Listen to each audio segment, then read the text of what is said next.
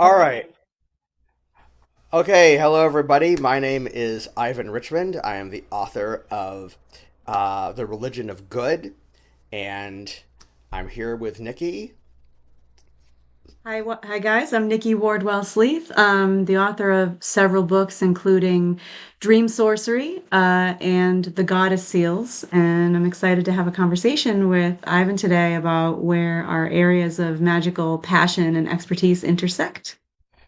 All right. So I guess I'll start talking a little bit about my book and the thing the thing we really clicked at Spirit Northwest because I went to your talk on dream magic, and I had already been doing that, and like I've been working on something that seems unrelated, which is ethics and the ethics of spirituality, and particularly ethics in our pagan community. But when I went to your talk, I really felt like there's something that you bring in that's valuable. That's this whole new type of spiritual practice that I'm not used to. And I thought, since I'm interested in spiritual practices that help us clarify our ethics, I thought it'd be really cool to hear about your thoughts on how we might use that in dream work. Um, so let me sort of see if I can kind of explain my book in 20 minutes, because it's there's a lot in it, um, and it's got I tried not to get too intellectual, but it got intellectual anyway. So basically, my starting point was probably like almost 10 years ago now. I started this quest for trying to figure out what I think my ethics are. Like I kept on. I mean, we live in this spiritual community that tends to be very free and liberated and empowered.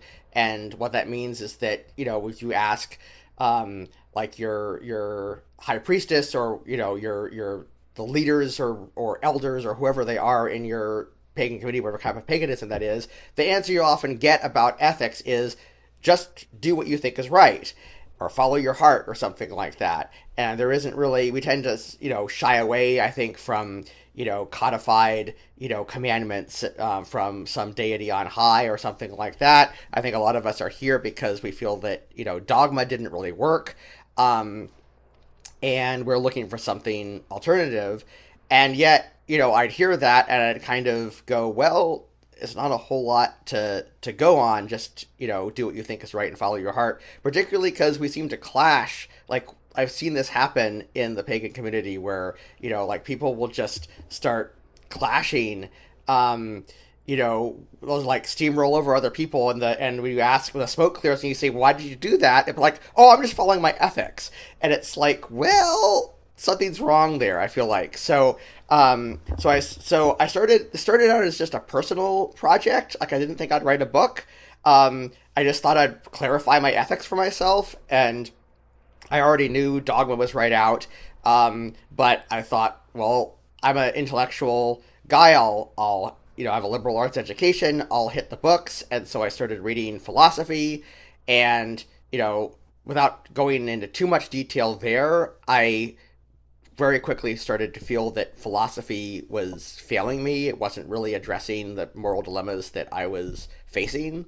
Um, and as I started digging deeper in, I actually discovered that there's actually philosophers who agree with me, that who have actually gone through and sort of unpacked why the philosophy project of ethics in the West in modern times has ended up grinding to a halt. And like I don't really know how really have time in this conversation to like unpack all those details, because there's literally been whole books written on the subject. But the really short answer is that assumptions in radically changes conclusions out. So like just one example, right, is there is one common approach in philosophy is you basically try to maximize the happiness and minimize the suffering for all. That's a type of consequentialism. It's called utilitarianism. But like here's an example that I think is pretty much straight out of one of these books that I read, or it may have been my own example that I formed in my mind while I was reading it. I can't remember which. But basically, like, take, for example, the Cold War, right? Like, the Cold War was this war between two economic theories. Authoritarian communism says the most important thing in happiness and suffering is that people get what they need, and in order to make sure everybody gets what they need, the government has to control everything, and the price you pay for it is your freedom. And meanwhile, the free market capitalist says, no, no, no, not so fast. The most important thing in the whole happiness and non-suffering thing is freedom, and the price you pay for it is that some people will die of hunger in the streets. Well, I won't weigh in on, where I stand politically and economically on all that, but point being that the two sides made completely different assumptions about what happiness means, and that led them to like completely different political and economic theories, and that also led them to completely like these trade-offs that are actually kind of horrible. I mean, it's like, they're both trying to be ethical, or started out with an ethical basis, but ended up with like these really kind of horrible trade-offs that is sort of the price you pay for what they think is important. And so I went through, the some of the major philosophers, like Immanuel Kant and John Stuart Mill, and some Aristotle, and kind of went, okay, I don't think any of these things are really helping me. They may contain wisdom. Like I have no doubt that they contain wisdom, because I think there's a lot of really deep thought went into all this, and I think it's worth taking the time to read these guys. But so then I started looking around for what else is out there, and well, there's intuition. But what happens if my intuition and your intuition are different? Like, this, and I see these clashes happen all the time, like I said, where, somebody's, when the smoke clears and we find out two people just had totally different intuitions. I'd almost rather have two people have completely opposing philosophies. At least that way we know what went wrong and can, follow the crazy logic of it all. But like, intuition's this black box, right? And then, I started looking into, the big one I think everybody's talking about today is relativism, cultural relativism. And, I'm a huge Star Trek fan, and back when Star Trek The Next Generation was on, I as a young, guy, teenager and 20-something, I thought, the Federation sounds great. It's like, let's all just be accepting of, people, whether they're Klingons or Vulcans. But, there's kind of, like, somewhere along the way, I realized that you can't do everything with cultural relativism. Like, you can't figure out how people are going to get along, for instance, right? Like it seems like there's this assumption that I think a lot of, people make about it, that somehow what we're going to do, right, is that we ought to get along. But thinking that we ought to get along and be respectful of each other is not actually cultural relativism. It's a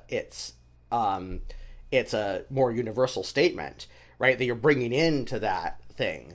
And I think, like, we're seeing it today, that there's some people who agree that different cultures are relative, but have a completely different response to it, which is kind of awful and scary, which is, it says, okay, well, fine, if different cultures have different belief systems, we should, make sure that we're the king of the hill before somebody else becomes the king of the hill, and impose our moral system on everybody else, because, if we don't, they're going to impose it on us, right? Like, I think we're seeing, like, people in politics right now who seem to have that exact attitude, and that's tribalist. Like, it could even lead to nationalism.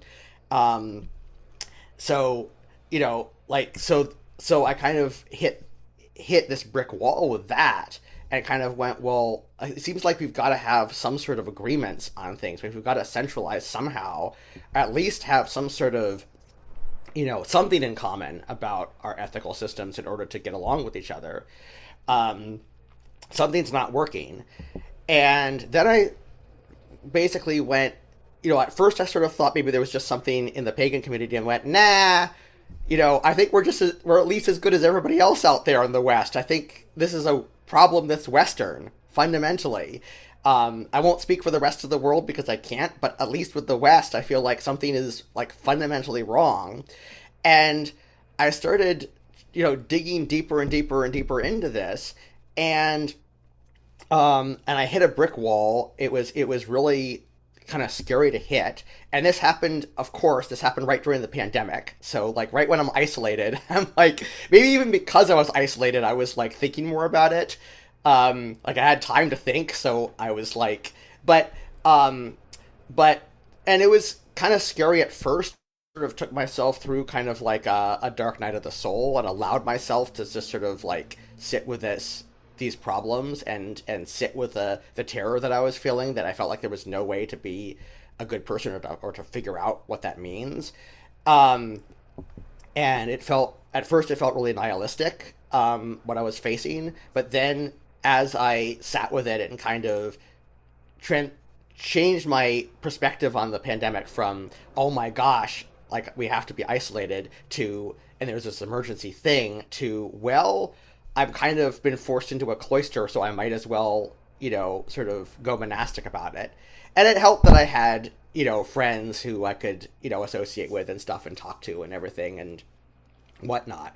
But, and so I hit that, right? And slowly I started gaining traction on this problem, I feel like. And I kind of got this aha moment, um, where I have now come to the conclusion that trying to approach the subject of ethics with reason is not really a good way to do things. Um, and what we really need, so first of all, I came to the conclusion that goodness is actually an ineffable mystery. It doesn't mean we can't get at it, but it just means that we have to accept it as an ineffable mystery first and foremost. It's like we're not going to have facts. There aren't going to be. It's not going to be like science or math, where we're going to have mathematical proof for scientific tests or whatever. Um, where we're going to be able to say, I can prove that you're wrong because of this, right? Um, and and I realized that like not everybody necessarily is so trusting of science these days and so forth, and maybe for good reason. But point being, we're not going to have some sort of like surety about this. But then I thought, wait, where have I seen this ineffable mystery thing pop up before? And I went, oh, spirituality, right? Like, when we're getting at the gods, or however we conceive of divinity, we're dealing with these ineffable mysteries. I mean, to me, that's what divinity is about when we're talking about, and whether or not we believe literally in some sort of divinity, or whether we see it more as, I don't know, archetypes, or we see it more as like this mythical thing that we're kind of interacting with. I don't know if that necessarily matters for the purposes of discussion. I mean, we're still sort of like I think we're kind of interested in working with sort of divine mythological beings, whatever they actually are in reality, whatever reality there is to them, because we're sort of seeking some sort of ineffable mystery. And um and so then I thought, I've been trained to, do rituals, right? And I've been trained to design rituals. I mean, that's kind of what magic is. I'm a Wiccan, among other things. So, like what we're doing with our magical practices is we're basically, whatever else we are doing, or think we're doing, or conceive of ourselves as doing, one of the things we're doing is we're designing rituals. Like we're saying, hey, I want to do a money working, so I'll take, a green candle, and I'll carve, I don't know, a dollar sign in it, and put a dollar bill under it, or whatever it is, right? And I'll maybe I'll make my own candle, and I'll put my certain herbs into it that have to do with money or whatever, right? Like that is essentially putting together a bunch of symbolism. And putting together this ritual that symbolizes, attracting wealth, basically. So why can't we use the same things for to get at this ineffable mystery of goodness? And I've kind of come to think of it as kind of like the blind people and the elephant. It's like, you have this goodness elephant, and the parable, right? Like there's the blind people, and the one blind person touches the trunk, another person touches the tail, and one person touches the side, and like the guy who touches the trunk thinks it's a snake, and the guy who touches the tail thinks it's a rope, and the guy who touches the side thinks it's a wall, right? And so how do we figure out that it's an elephant? I think first of all, we try to get sort of touch points on that ineffable mystery. We try to use mythic symbolism. We try to use ritual. We try to use go into ecstatic states and touch up on that sort of ineffable goodness elephant. Number two, we compare notes. So you don't just do it alone. We try to dialogue with others, and and number three, we do it multiple times. We get multiple touch points. So this is a lifelong process. This is something that we're doing our whole lives, and we're refining this model of goodness we have in our minds. And then during the editing process of the book, actually, I discovered this cognitive scientist at University of Toronto named John Vervaeke, and he actually has this cog-sci theory of spirituality, where he says that actually there's evidence that things like rituals actually do help us model things in our minds. And he talks about things like ineffable mysteries, and he thinks this is one reason why human beings do religion and spirituality, is we're trying to model these things in our minds. So like he uses the example of Lady Justice, right? Like you have that statue with the scales and the sword, and she's blindfolded, and that's like a mythic symbol. I mean, it's not a story, but I mean, it's a character.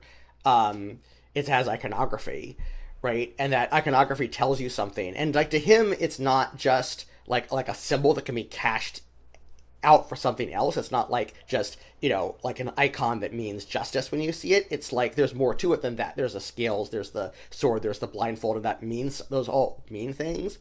So, but then if you take that to the next level, if you did a ritual around Lady Justice, you make her offerings, you offer some incense or something like that, you do so, you put on a Lady Justice costume, you enact being Lady Justice, you do whatever, things like that, then you are actually interacting with that myth, and in interacting with that myth, you are actually getting touch points. And he actually talks about like he actually picks up like a water cup in his lecture, and he'll actually say like, look, I have a grip, right? I have a grip on this thing. So you're getting a grip on this justice thing. You're not just like thinking about it intellectually. You're because there's different kinds of knowing, and I won't like deep dive into John Vervaeke mainly because he goes over my head, but two kinds of knowing that he brings up is there's propositional knowing, which is reason, like a series of propositions. That's what philosophers do. They propose certain assumptions and then make logical statements based on those assumptions, right? But that's only one kind of knowing, and there's also something that he calls, what does he call it? Blanking on the one. It's another P. They're about all these P words. It's participatory knowing. And he went over a little over my head, but I think this is an example of participatory knowing because we know by participating in something. So by participating in this iconography of justice and this sort of mythic symbol of justice, we we kind of get a grip or a handle on what that is and sort of model that in our minds. So there's actually like some real science behind the idea that that rituals and spiritual practices can help us understand or at least get some sort of grip on ineffable mysteries. It doesn't mean that we know them for sure. It doesn't mean we have facts about them. Um, because, you know, you might have a different understanding of justice than I do, but it means that I think like we can um, it means we're kind of like touching the same that sort of same elephant at least, you know. So my hope, this is sort of what I'm putting forward in my book, is this idea that we could use our spiritual practices to help us get a grip on goodness, and then kind of like come back from that, get back into the real world and try to manifest that. um you know, and I hope is that if we all start doing that, we'll start like becoming better people who have a better understanding of goodness because we've modeled it in our minds. And you know, it would be, obviously it's going to be an experiment, but I feel like nothing else is working, so we might as well, you know, try something new. So here's my book here, The Religion of Good, and I call it The Religion of Good because, like, when I was looking at all this, I was like, this is basically kind of, I almost basically started rethinking religion or thinking about religion in a new way. It doesn't mean we can't think of religion in the ways we've been thinking out of it, but a new way to think about it is that one thing that religion and spirituality can do for us is help us, you know, get a grip on this goodness thing. So, um, so that is sort of a summary of a summary of a summary of what I do in my book. There's a lot more in there. I have a ton of information on how to do good ritual. So there's like, I think it's like like chapters 5 through 7 are all about how to do good ritual. And there's actually a lot of my initiating high priestess Valerie Voigt. There's a lot of her in there, because I learned a lot of what I know about ritual from her. So I want to credit her with a lot of passing on a lot of that knowledge to me. So there's a lot there, but yeah, um, and that brings me to you, Nikki, because then I went to your talk, and immediately my first thought is this whole, like, you're talking about this dreaming, lucid dreaming, and magical workings in dreams. And I'm always, ever since I wrote my book, I looking at all the different spiritual practices that are out there in new ways, and thinking, how is this a resource for me to try to get at this goodness thing? So, um, so I'm wondering if you could talk a bit about your book, and maybe you can tell me a little bit about how people could use dream magic and lucid dreaming and so forth, the dream work, to help them with this project. Yeah, absolutely, 100%. I mean, you have you gave us a lot to think about there, a lot of different points and how they flow one into the other. So I think if people are really interested, by having your book, they'd be able to go through them sort of one at a time and sit with those concepts and see what it brings forth for them. So, because I know that in this time frame, there's a lot of depth there that is very ineffable and philosophical to try to wrap your head all around, like, in the moment. So I think that it would be great if people dove into it more. But yes, so we met each other at Spirit Northwest, and I was teaching one of my Alchemy of Lucid Dream talks. I wrote the book Dream Sorcery, which the subtitle of which is The Ritual and Magic of Lucid Dreaming, because I have found through my own practice that dream lucidity is incredibly important. And it is way overlooked and underappreciated, not only by everyone in today's society, but especially by magical folk who should be valuing this really thought responsive, spiritually exploratory state. So, just for those that may not be 100% sure, lucid dreaming is when you fully awaken within a dream. You are still in the dream, but you know everything about yourself. Um, in ordinary reality. So you would remember, like if you were Ivan and you became lucid, you would remember like, oh yeah, I'm working on an ethics project and I write and teach about this topic. So what can I do in my dream world now to help me learn more about this? So you have all of your faculties when you become fully lucid in the dream. And I realized a couple of decades ago how important this was to me. I had some incredibly mind-blowing revelatory lucid dream experiences, and then I started trying to purposefully cultivate lucidity as often as I could and conduct specific magical experiments within the lucid state, and then wake up and document all of the results and the benefits upon waking life from each of these endeavors.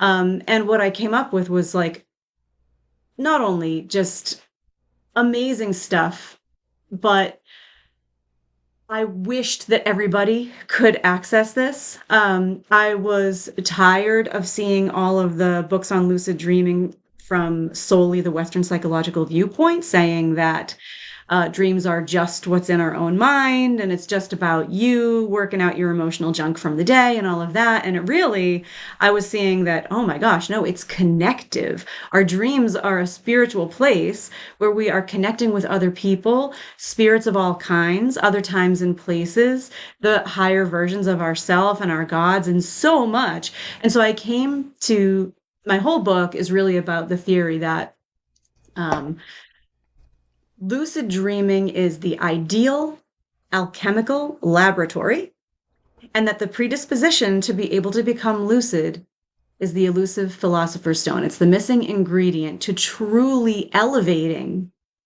your personal process of spiritual alchemy in this life. And I think that we're going to be getting to where some of our stuff intersects soon as I explain that.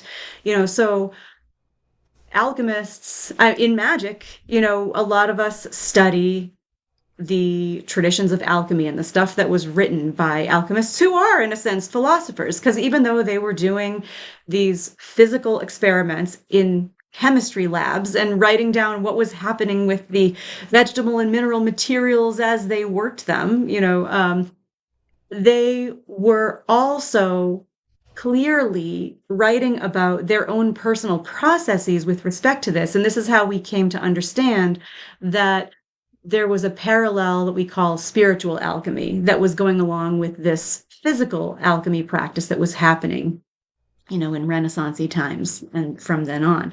And so,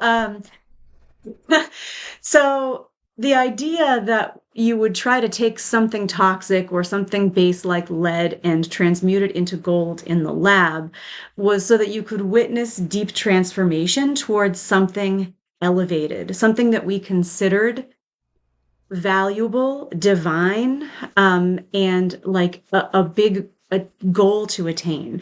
And I feel like that alchemical gold is part of what you're talking about with the ineffable mystery of goodness.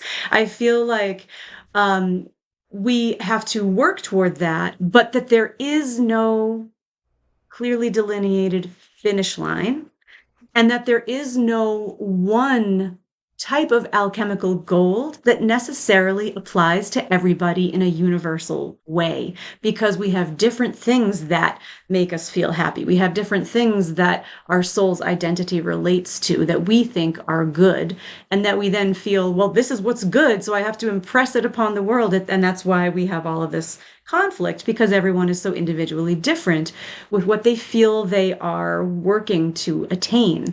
So it is and I believe an eternal process that each of us goes through as a spiritual being to continue to refine more and more towards the gold, more and more goodness, more and more understanding about these mysteries of the universe that I do believe ultimately we share in a big, broad, connective way, but that when physically embodied, it's such an individual experience.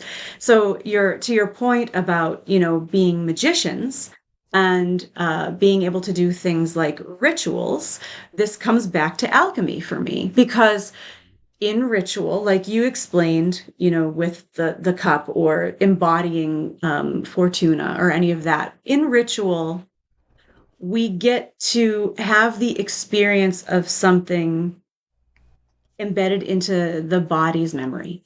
In alchemy, the salt, the sulfur, and the mercury, the tria prima, always work together in a constant cycle of interrelation. They are never able to be separated out fully one from the other. No matter how many times you see the solveic coagula,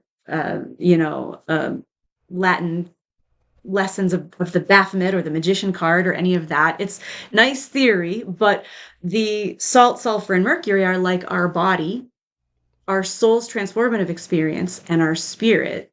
And so we have to have experiences on all of those levels in order for integration to occur in a virtuous cycle. So we embody things on the bodily level in ritual when we enact them as a work of imitative magic. And so that is part of the salt. It's laying a foundation for our understanding of something here on the physical plane.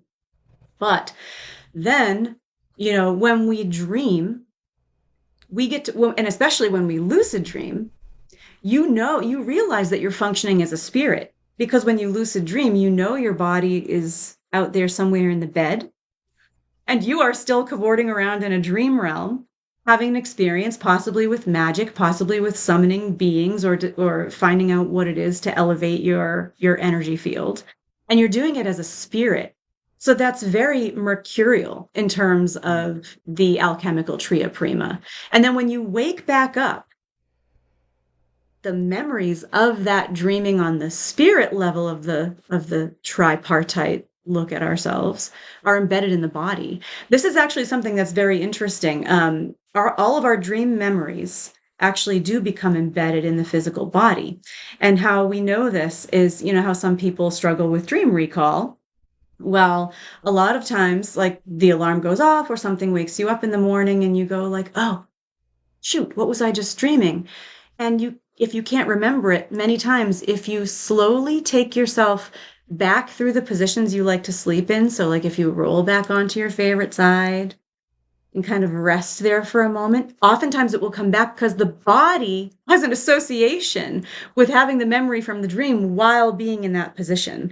So this spiritual experience of things that we can do magically in lucidity that we can't do here, it hastens the elevation of our whole alchemical process. It allows us to do things that we otherwise couldn't do. And the whole reason for the alchemists, working on trying to transmute lead to gold in the lab was because of the theory that if you witness something fully and in its entirety from beginning to end, that you get to somehow absorb some of that wisdom into yourself by having been in it directly with it.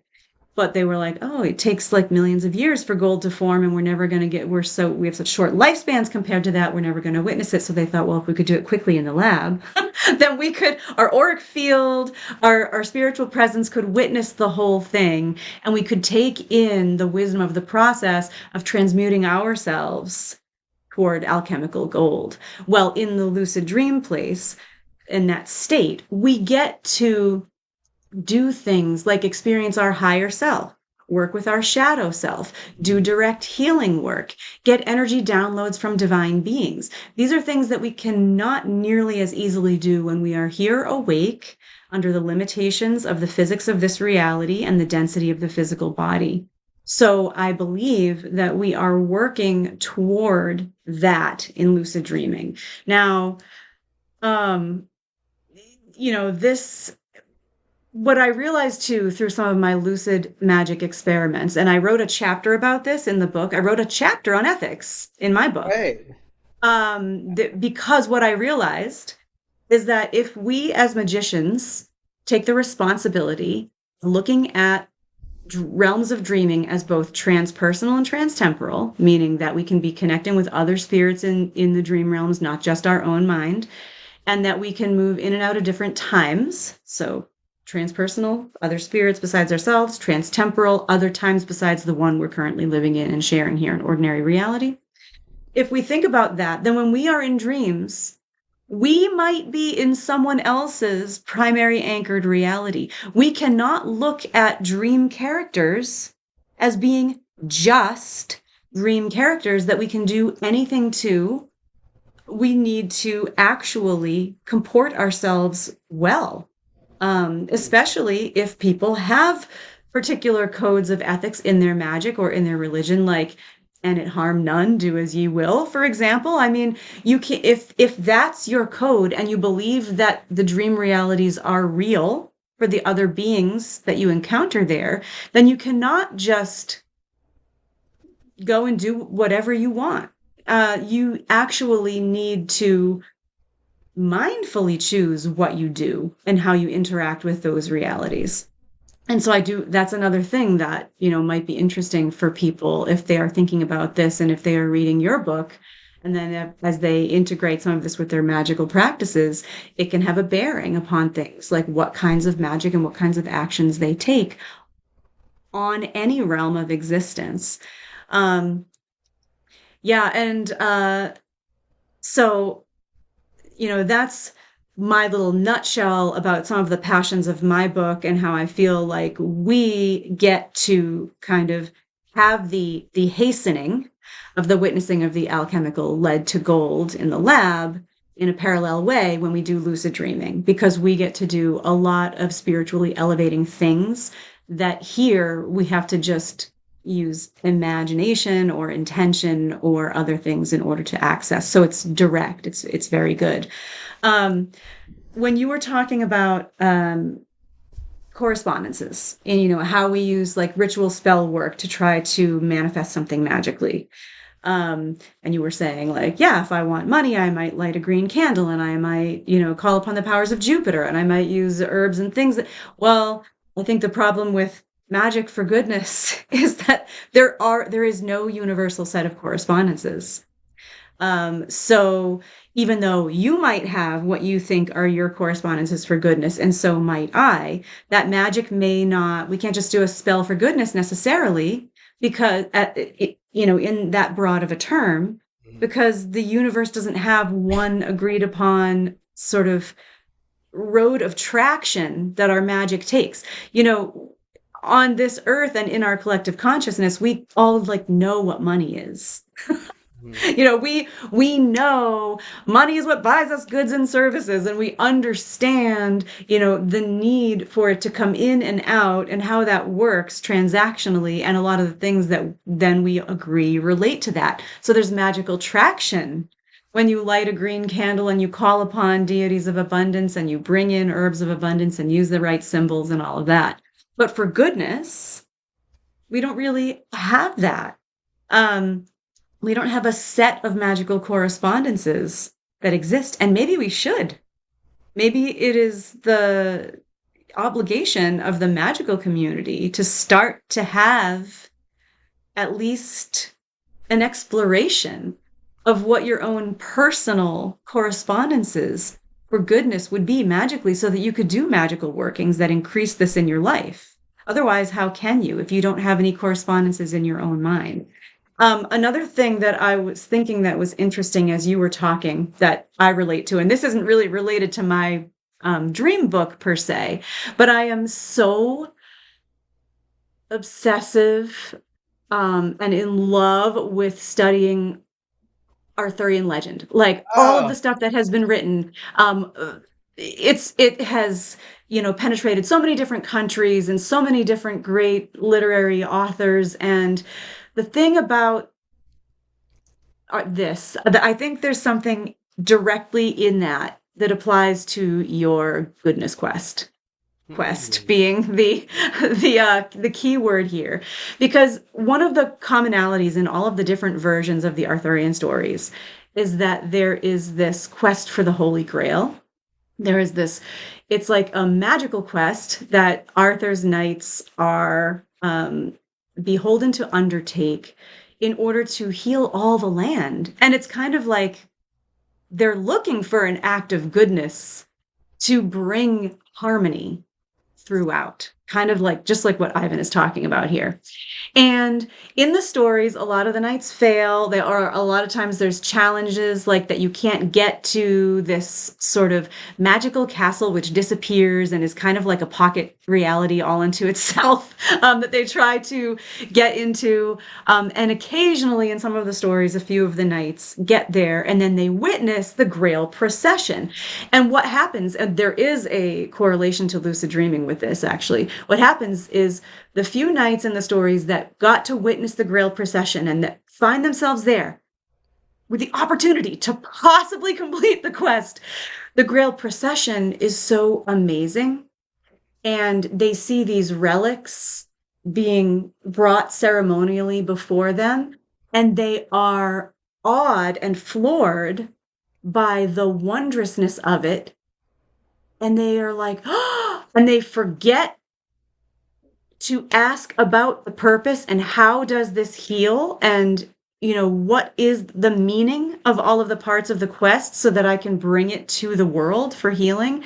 They forget because they are awed by the scene, and then like the whole castle and the whole thing disappears, and then they've lost their chance.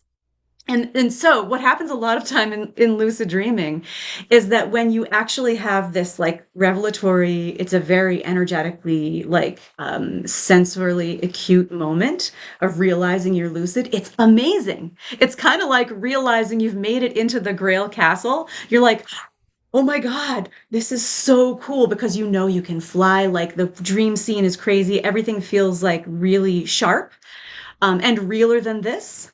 And Mm. but that surge of emotion so many times can pull you out and wake you up, and then you're like, darn it, I didn't get to utilize that space for, you know, the magic Nikki proposed in the book or the thing that I really wanted to do as my goal. And it's like, oh no, the Grail Castle's disappeared and now I have to start the quest all over again to get there.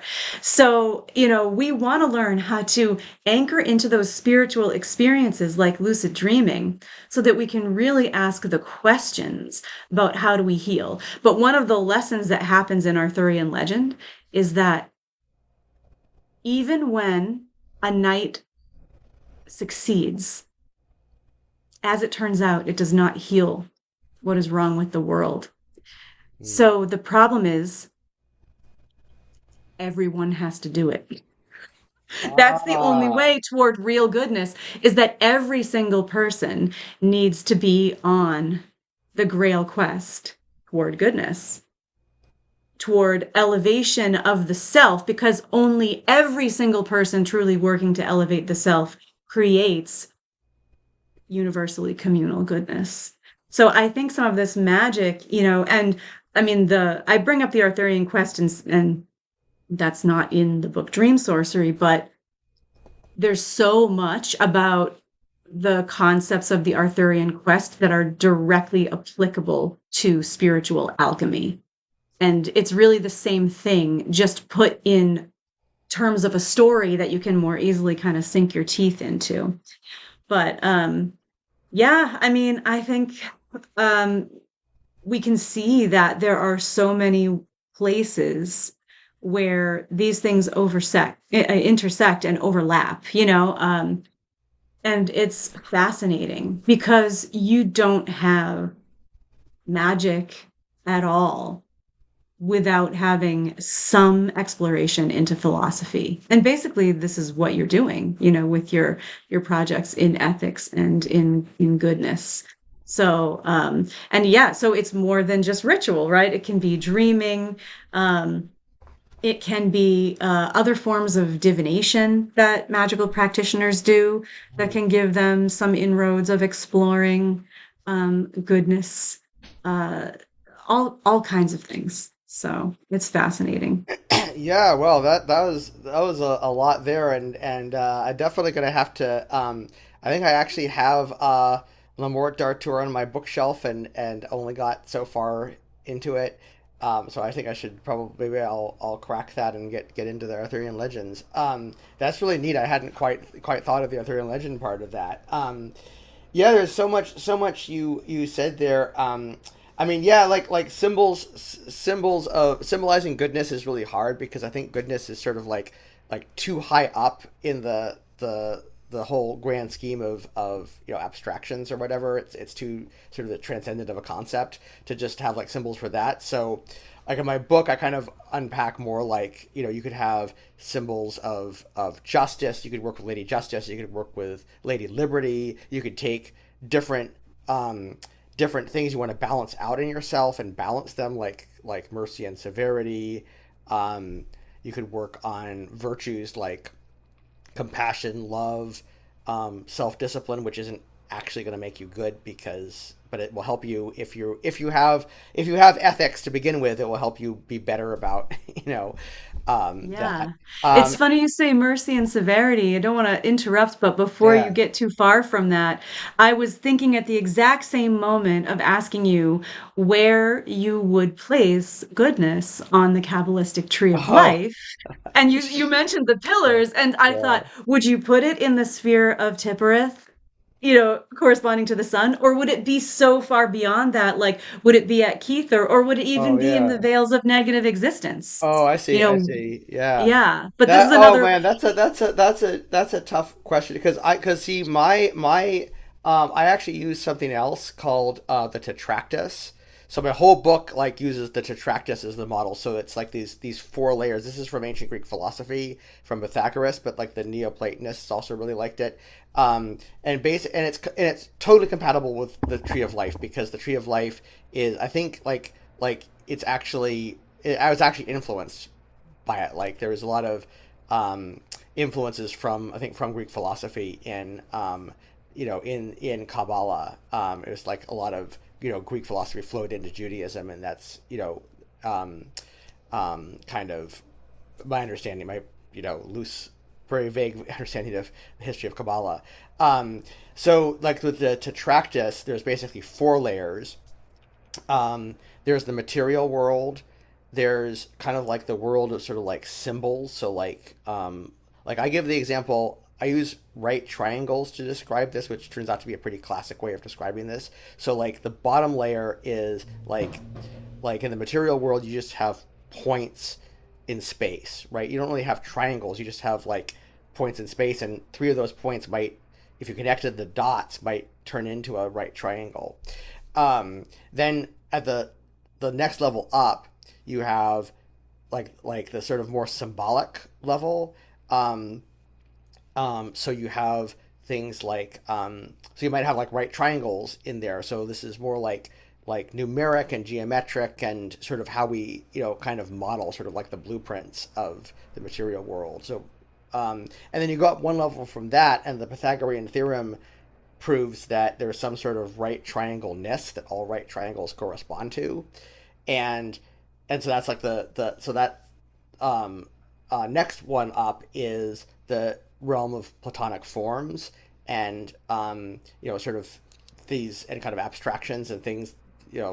Plato actually would say something itself by itself, like justice itself by itself, or something. And then the highest level is the monad, which is like where everything comes together, basically. The one, the good, the beautiful, the true, and so I actually put goodness at the top of that. But I think that you have like I don't think any part of it is more important than another because you can get lost. Like spirituality is fun, and you can get lost in the ozone of spirituality and not come down to earth. And so I say, like, actually, if you think about it, the material world's where it all happens. So you want to, go up to the top, but then you want to come back down and manifest it. Um, so in Kabbalah, I would put it somewhere at the top, like probably up at Keter ultimately. But it's really in every Sephiroth.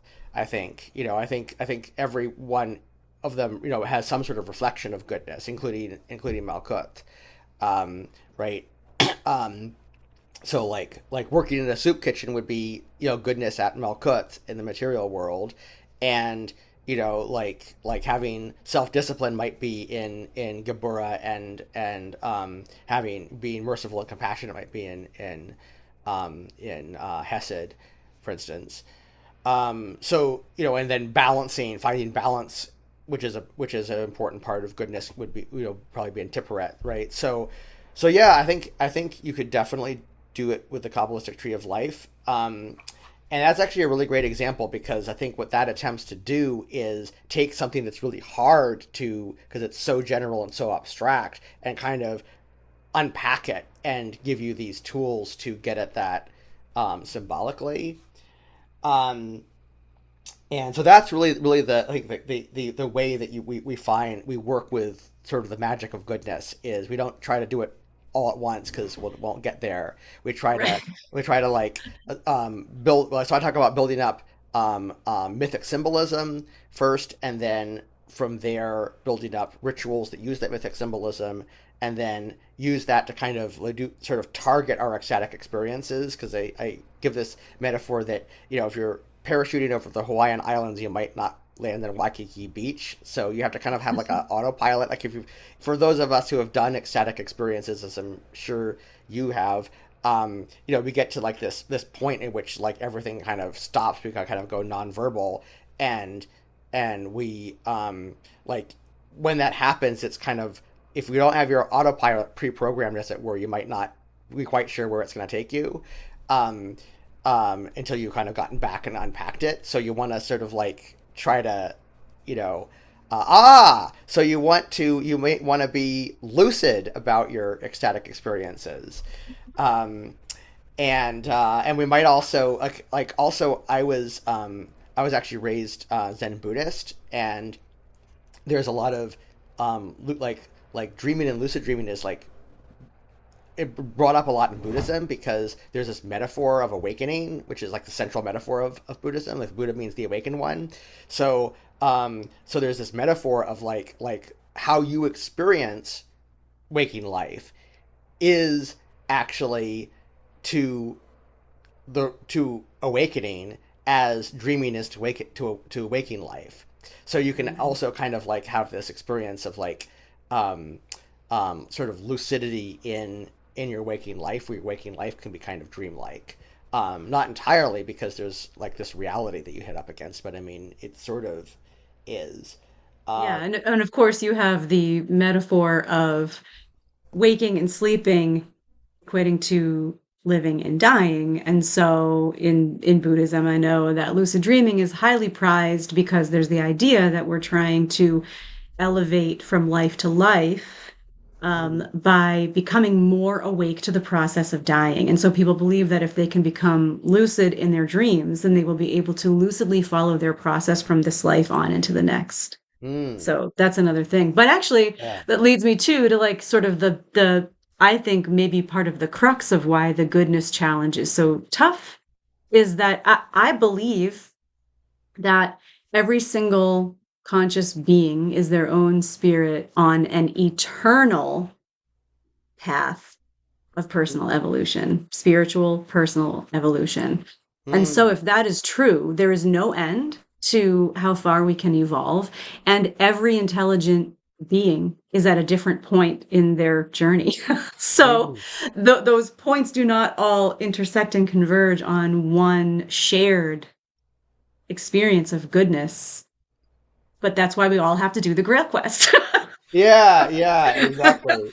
And you talked about I really like your thought that we should be ethical to the dream characters, Yes. because one of the pieces of wisdom that I took from Immanuel Kant is, he thinks that you should be good because it's the right thing to do, not because you have a hope of reward or a fear of something bad happening to you. So like, he gives this example of like, you have these two shopkeepers, and they both have fair prices, but shopkeeper one has fair prices because like they want to make money and they think that's the best way to make money, but shopkeeper two has fair prices because they actually think it's good to have fair prices. And he says only the second shopkeeper is actually being good, the first one's just being opportunistic.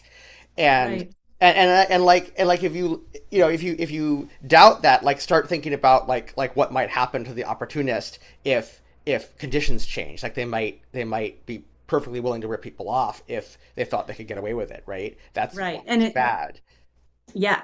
And in the dream, when people become lucid, sometimes, and not to be like, TMI, but people feel like, oh, this is just a dream, so I can just go hook up with whoever I want, or I Yeah. can dominate that I can Mm, dominate people or be, and mm, no, like that might be mm. the primary reality for those dream beings. And so, how would we feel right now if someone just materialized and came in and started like either taking advantage of you or dominating your territory or whatever, like without any decorum or mutual respect? Like that would Sure. be terrible.